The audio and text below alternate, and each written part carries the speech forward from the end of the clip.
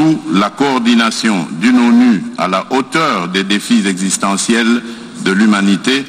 notamment celui de la réalisation des objectifs du développement durable et inclusif. Monsieur le Président, la victoire contre la Covid-19 n'est possible et durable que si le combat demeure une affaire de tous et si nous atteignons un taux d'immunité collective suffisant pour l'ensemble de l'humanité. Pour sa part, l'Afrique n'a pas croisé les bras et n'entend point capituler devant une quelconque fatalité du destin. Au contraire, elle a mis en place une stratégie continentale commune contre la Covid-19.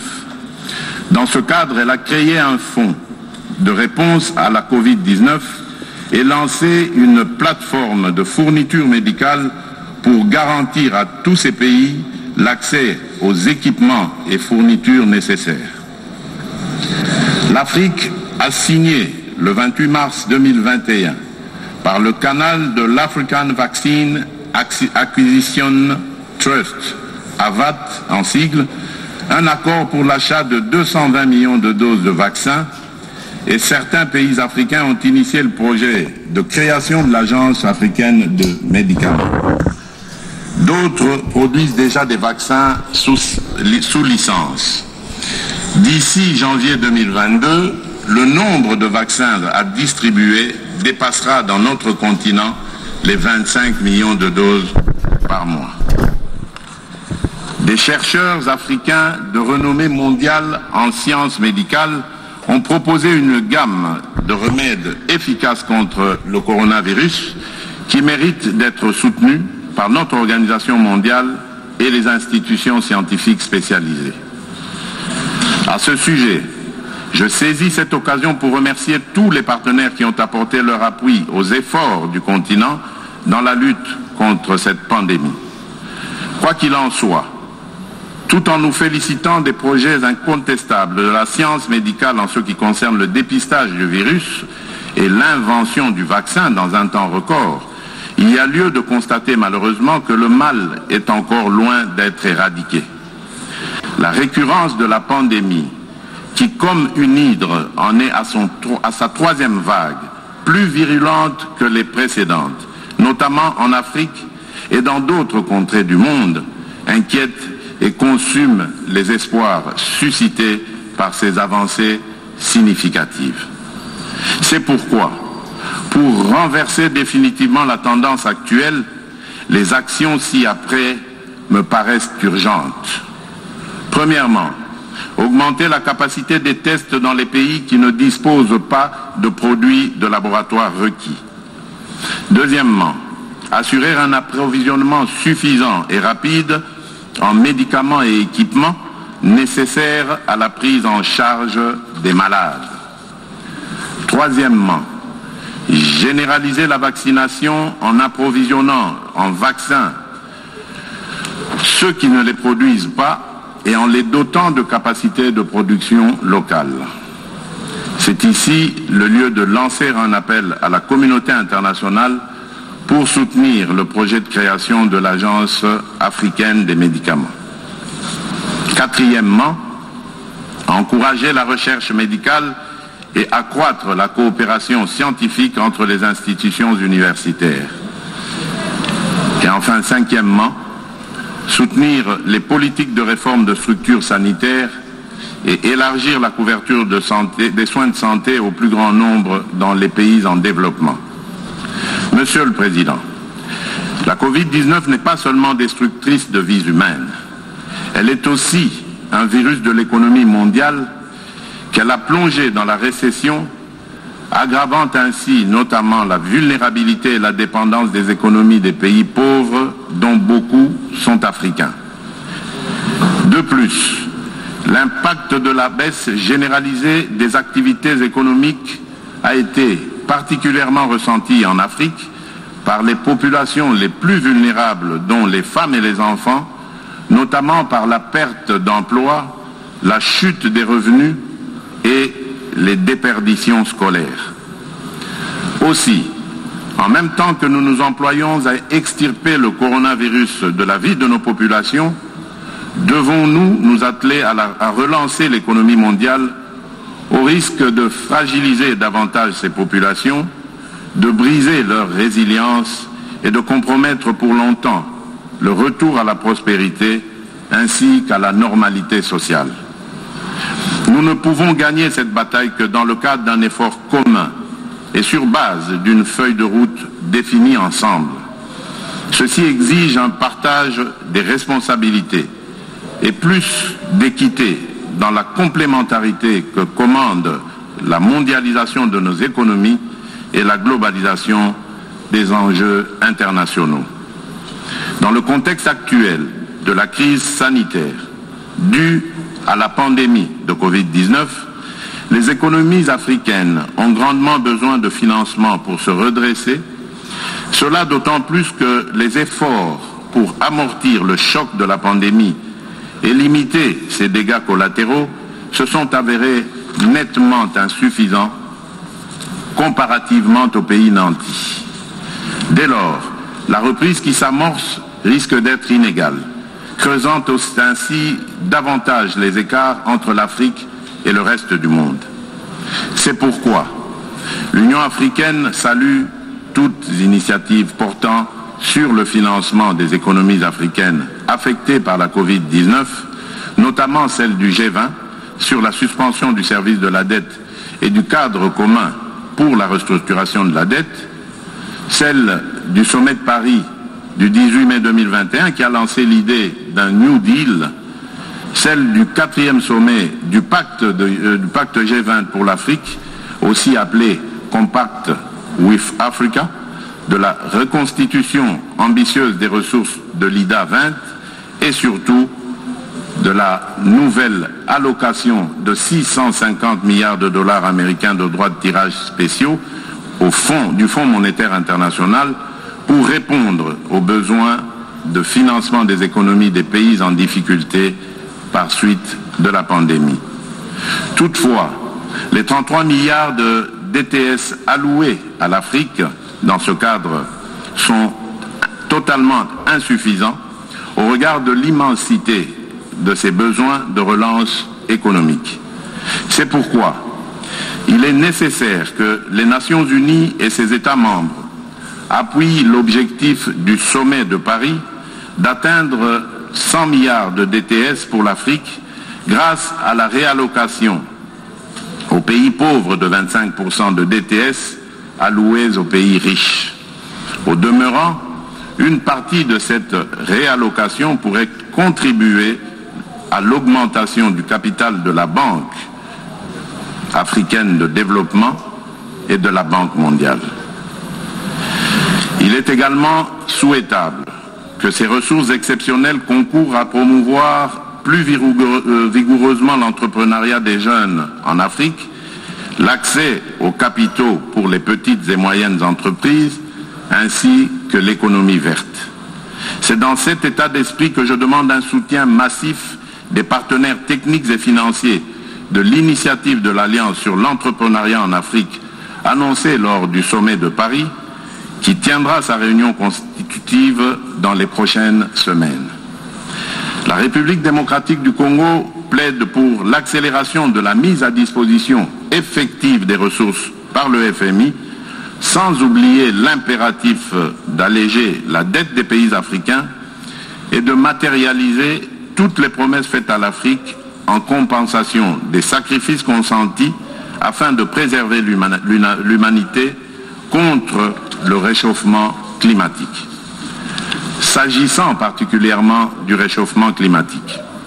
il convient de rappeler qu'il reste moins de 6 semaines avant la COP26 et 9 années avant 2030. Pour l'Afrique, l'année 2030 sera marquée par une baisse du PIB pouvant atteindre les 15%, une réduction des rendements agricoles et une forte augmentation de risques d'inondation côtière et dans les pays insulaires. Pour faire face à ces impacts négatifs, d'ici à cette échéance fatidique, le continent africain aura besoin de 30 milliards de dollars par an pour s'adapter. Ce montant devrait passer à environ 50 milliards de dollars d'ici 2040. C'est pourquoi je lance un appel à la communauté internationale en général et aux amis de l'Afrique en particulier de soutenir le programme d'accélération de l'adaptation en Afrique, AAA en sigle, dirigé par le Global Center Adaptation et la Banque africaine de développement, programme qui entend mobiliser 25 milliards de dollars américains en 5 ans pour aider l'Afrique à supporter le choc des changements climatiques. Ainsi, au-delà des proclamations de foi et de bonnes déclarations d'intention, la relance de l'économie mondiale sera une réalité pour tous et la solidarité internationale aura un contenu palpable, notamment pour les peuples africains. Monsieur le Président, Mesdames et Messieurs les chefs de délégation, l'Afrique n'a pas besoin d'aumône. Elle se bat pour conquérir des espaces de liberté et d'action dans un monde toujours en compétition afin de se forger un destin meilleur et d'apporter davantage sa contribution au progrès général de l'humanité. L'Afrique a besoin de partenariats constructifs et gagnant-gagnant pour mettre en valeur ses fabuleuses richesses naturelles, se doter d'infrastructures de développement et améliorer les conditions de vie de ses populations. À l'évidence, l'atteinte de ces objectifs exige des institutions démocratiques fortes et stables, des politiques publiques adéquates, la bonne gouvernance et l'intégration régionale. Ni les capacités, ni le dynamisme des populations, et encore moins les ressources naturelles, ne font défaut à l'Afrique pour ce faire. Globalement, les progrès substantiels ont été accomplis au cours de ces deux dernières décennies en termes de consolidation des processus démocratiques, de croissance économique et de lutte contre la pauvreté, en dépit de la contrariété impitoyable des relations internationales ainsi que des conséquences néfastes des changements climatiques. Cependant, le fléau de l'insécurité provoqué par les cohortes de terroristes, de groupes armés, de mercenaires et de criminels de tous bords met à mal la stabilité institutionnelle de nos jeunes démocraties et annihile les efforts de nombreux dirigeants africains pour développer leur pays. En effet, si la lutte contre Daesh a remporté de victoires incontestables au Moyen-Orient, plus précisément en Irak et en Syrie, en Afrique par contre, l'AQMI et autres groupes affiliés à Daesh gagnent du terrain chaque jour davantage. Le Mali, le Niger, le Nigeria, le Cameroun, le Tchad et le Burkina Faso subissent régulièrement les attaques meurtrières de Daesh et des djihadistes de Boko Haram. Depuis 2017, le nord-est du Mozambique est victime d'attaques armées récurrentes des salafistes djihadistes de Ansar al-Sunna qui ont déjà causé au moins 2600 morts. L'intégrisme islamiste a atteint l'est de la République démocratique du Congo qui en paye un lourd tribut dans les provinces de l'Ituri, du nord Kivu, du sud Kivu et du Maniema. Des djihadistes qui y opèrent sous le couvert du FDLR et du mouvement Allied Democratic Forces, Madina at Tawed al-Mujahideen, en abrégé ADF-MTM, tuent mes compatriotes et pillent massivement les produits miniers et agricoles de mon pays. En avril dernier, des terroristes et des mercenaires venus de la Libye ont plongé l'Afrique dans une profonde tristesse en lui arrachant brutalement l'un de ses grands dirigeants, le maréchal Idriss Déby Itno, président de la République du Tchad, lâchement abattu au front pour défendre la souveraineté de son peuple et la vie de ses concitoyens. Du haut de cette tribune des Nations Unies, je salue au nom du peuple congolais, la bravoure et l'engagement de cette figure historique pour protéger l'Afrique contre le terrorisme. Monsieur le Président, Mesdames et Messieurs les chefs de délégation, l'Afrique refuse de servir de base arrière au terrorisme international, raison pour laquelle certains dirigeants africains, comme ceux du G5 Sahel, se sont organisés pour mutualiser leurs forces contre cet ennemi commun, pour traduire la volonté et la détermination farouche du peuple congolais et de ses dirigeants de participer activement à l'éradication du terrorisme qui non seulement détruit les nations et compromet l'avenir de la démocratie dans le monde, mais aussi étend de plus en plus ses tentacules en Afrique. La République démocratique du Congo a adhéré à la coalition mondiale contre le terrorisme comme 80e membre. Mon pays se félicite de la décision prise par la réunion de la coalition tenue à Rome le 28 juin dernier de créer en son sein un groupe de travail sur le terrorisme en Afrique. Monsieur le Président, l'article 1er, point 1 du chapitre 1er de la Charte des Nations Unies dispose clairement que l'un des buts de la création de l'Organisation des Nations Unies est de maintenir la paix et la sécurité internationale. De nos jours, la paix et la sécurité internationale sont largement tributaires de la stabilité interne des États membres. C'est pourquoi, lorsque les États africains sont déstabilisés ou menacés de déstabilisation, notamment par le terrorisme, l'ONU a le devoir de les soutenir activement dans leur combat héroïque pour le bien-être de l'humanité, au-delà des déclarations de compassion et d'intention, peu suivies des faits sur le terrain. Si la communauté des nations minimise le danger que représente la propagation du djihadisme en Afrique,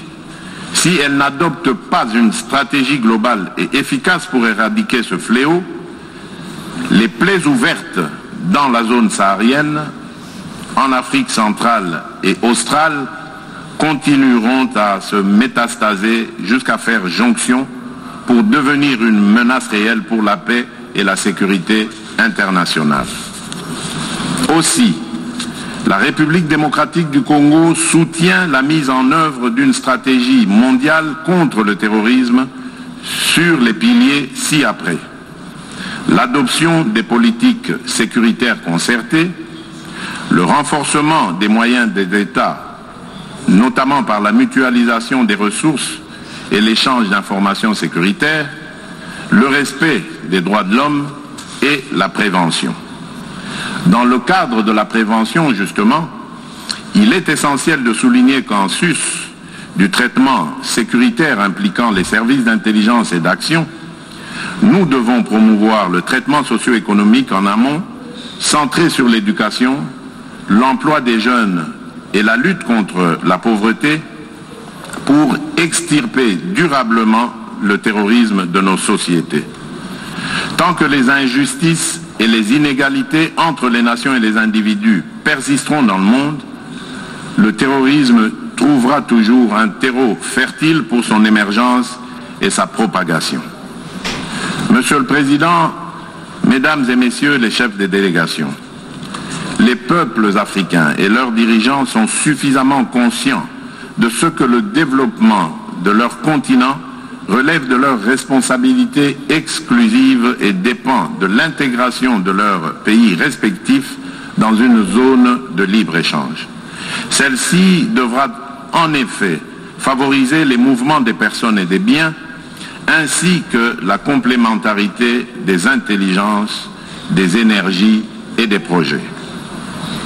La création de la zone de libre-échange continentale africaine, la ZLECAf en sigle,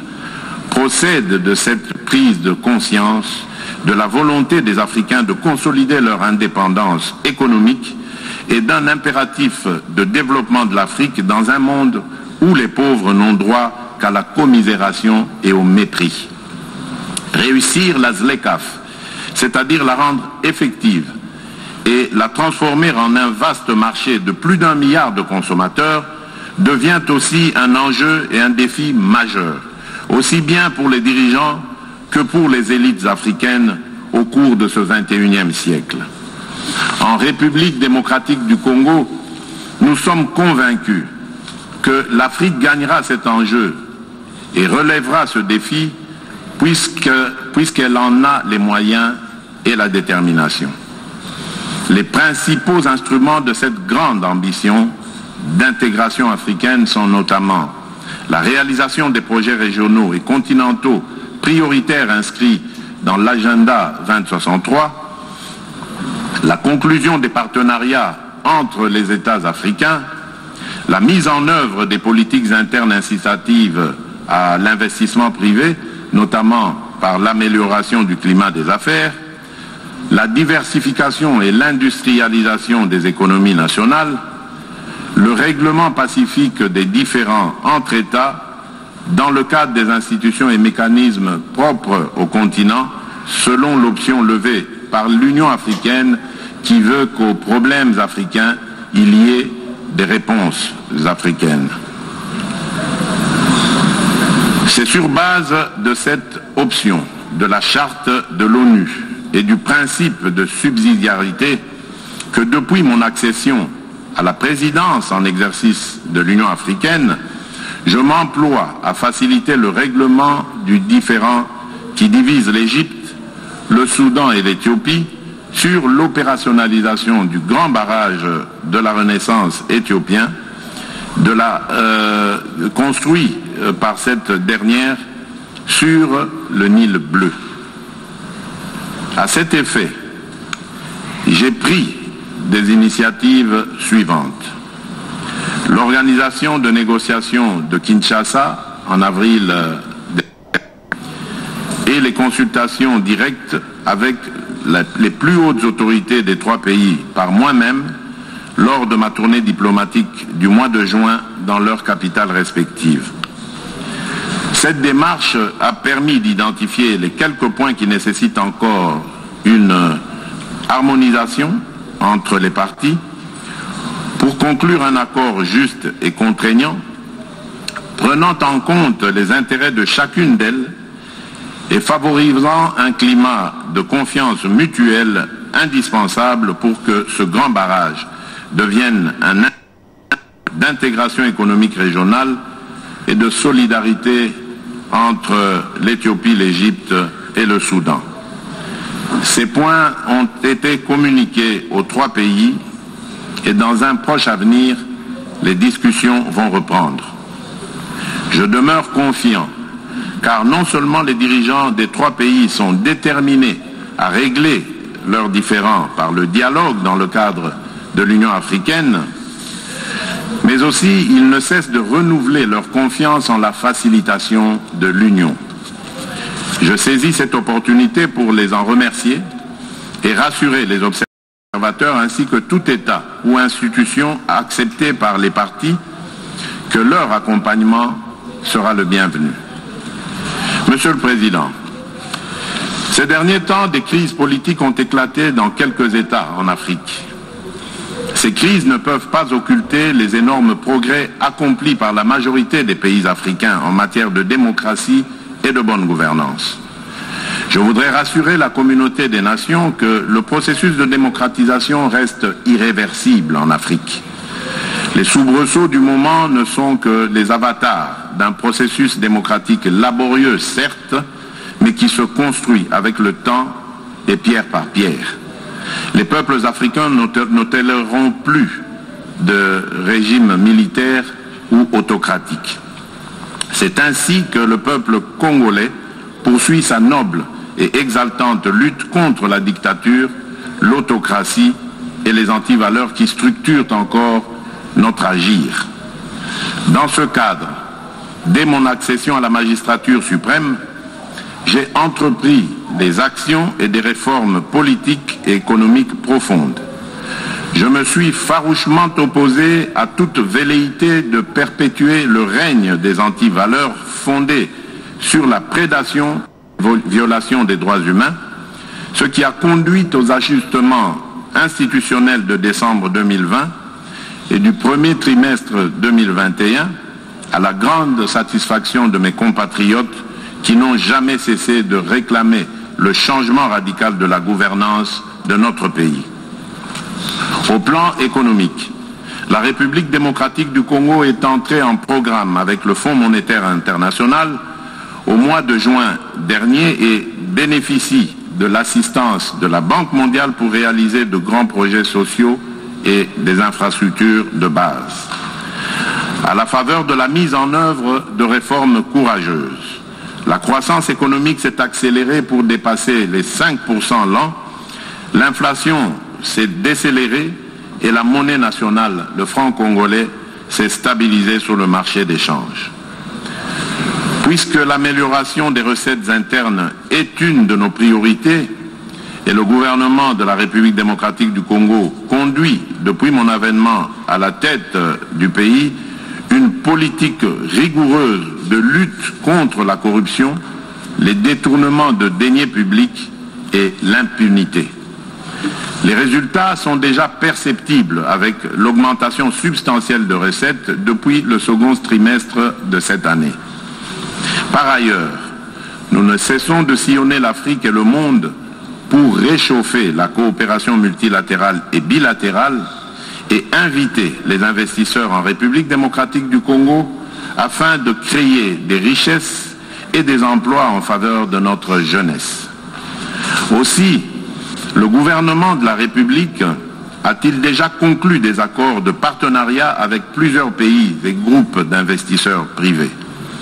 Nous sommes déterminés à raffermir davantage ce retour de la confiance en notre pays. Cependant, une lourde hypothèque pèse sur ces acquis encourageants et risque d'entraver la marche victorieuse du peuple congolais vers son bien-être. C'est l'insécurité au nord-est de la République démocratique du Congo, en proie depuis 2 décennies à des attaques meurtrières et aux razzias récurrentes d'une multitude de groupes armés au sein desquels se trouvent des terroristes islamistes. Il n'est un secret pour personne que ces attaques ont causé des milliers de morts et de déplacés, des viols de femmes et des violations massives des droits de l'homme. Face à la persistance de ce cancer qui mine le pays au nord-est et aux difficultés rencontrées par les troupes de la mission des Nations Unies pour la stabilité du Congo, sur le théâtre des opérations, j'ai décidé de proclamer, conformément à l'article 85 de la Constitution,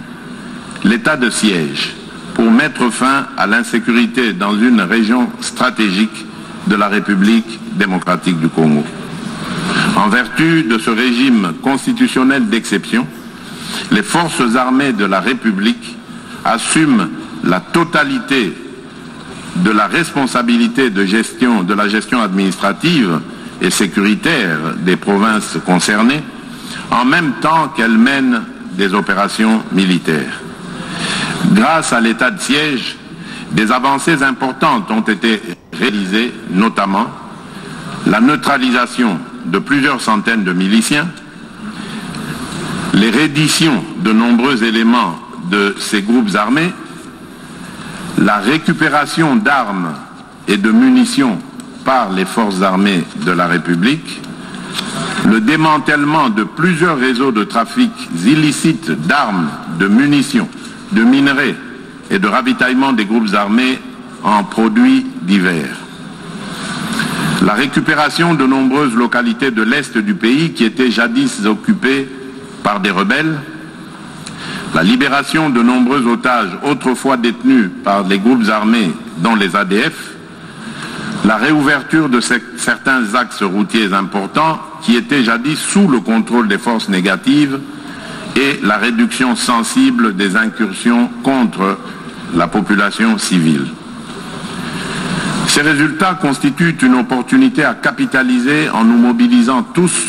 communauté internationale, dirigeants et peuple congolais, afin d'en finir, une fois pour toutes, avec le cycle infernal de la violence imposée par les forces négatives qui écument le nord-est de la République démocratique du Congo et de consolider la paix la sécurité et la stabilité dans la région des Grands Lacs. C'est pour cette raison que le gouvernement de la République démocratique du Congo maintient et amplifie la pression sur les groupes armés et leurs complices et que l'état de siège ne sera levé que quand les circonstances qui l'ont motivé disparaîtront. En outre, il est essentiel que l'application à la République démocratique du Congo des mesures de notification préalables au comité des sanctions de l'ONU, imposées par le paragraphe 5 de la résolution 1807 pour toute importation d'effets militaires par le gouvernement de mon pays ou toute prestation d'assistance, conseil ou formation liée aux activités militaires des forces armées et de sécurité de la République démocratique du Congo soit levée. Et ce, d'autant plus que le gouvernement a la mission constitutionnelle d'assurer la sécurité des personnes et des biens sur toute l'étendue du territoire national. Des sanctions sévères et exemplaires soient prises contre tous les réseaux mafieux, qu'il s'agisse de pays de transit ou de destination, ou encore contre les multinationales qui exploitent illégalement les minerais de mon pays et alimentent en échange les groupes armés en armes et munitions, pérennisant ainsi le conflit en République démocratique du Congo et dans la région des Grands Lacs. Le retrait de la MONUSCO soit progressif, responsable et ordonné conformément à la résolution 2556-2020 du Conseil de sécurité de l'ONU. Monsieur le Président, en application de cette résolution, un comité conjoint République démocratique du Congo, MONUSCO, élargi à d'autres agences des Nations Unies et à la société civile, est constitué pour définir la stratégie à élaborer et la feuille de route du retrait définitif de la MONUSCO en République démocratique du Congo. Le gouvernement de mon pays souscrit au plan de transition pour le retrait échelonné, responsable et durable de la MONUSCO élaboré par ce comité conjoint en collaboration avec la société civile. Pendant la période de transition qui expire en 2024, la République démocratique du Congo attend des Nations Unies et du Conseil de sécurité qu'ils donnent tous les moyens nécessaires à la MONUSCO et à sa brigade d'intervention rapide afin qu'elles remplissent leurs mandats et missions respectifs conformément à la résolution précitée. Il s'agit de s'assurer que les troupes y déployées aient les capacités et les moyens requis, y compris la formation nécessaire répondant aux exigences de la réalité sur terrain et de la guerre asymétrique que mènent actuellement les groupes armés et les terroristes dont l'existence en République démocratique du Congo ne peut être contestée. Monsieur le Président, Mesdames et Messieurs les chefs de délégation, en République démocratique du Congo comme partout ailleurs au monde, sans la sécurité et la paix durable, rien ne peut se construire. La sécurité et la paix sont des conditions sine qua non du progrès des nations. Le peuple congolais en a besoin pour sa prospérité et la construction de sa démocratie encore fragile. C'est pourquoi je consacre toute mon énergie et attache le plus grand intérêt à la fin de l'insécurité, des massacres et des pillages, et à l'instauration d'une paix durable dans l'ensemble de la République démocratique du Congo, ce qui contribuera davantage à l'organisation d'élections libres, transparentes, inclusives et crédibles prévues en 2023. Je ne saurais terminer mon intervention sans rappeler une fois de plus la sempiternelle problématique de la réforme de l'ONU et de la représentation de l'Afrique au sein de son Conseil de sécurité. On ne l'aura jamais assez répété. Il s'agit d'une question d'efficacité de l'ONU et de justice à rendre à un continent, mieux à un pan entier de l'humanité dont le rôle ne cesse de s'accroître chaque jour davantage dans la conduite des affaires internationales. En vérité, la revitalisation de l'ONU, retenue pour nos discussions au cours de cette session, est aussi à ce prix. Les Nations Unies commettraient une faute politique grave en restant toujours dans la rationalité des rapports de force issus de la guerre mondiale de 1940-45, il y a 76 ans. À ce sujet, je réitère la position commune africaine arrêtée par les chefs d'État et de gouvernement contenue dans le consensus d'Ezulwini et dans la déclaration de Sirte. Il s'agit de représenter l'Afrique par 2 sièges supplémentaires dans la catégorie des membres non permanents et de 2 autres dans celle des membres permanents avec les mêmes droits, y compris celui de veto, les mêmes privilèges et obligations que ceux des membres permanents actuels. Au nom du peuple congolais, je souhaite plein succès aux travaux de la 76e session ordinaire de l'Assemblée générale des Nations Unies. Je vous remercie.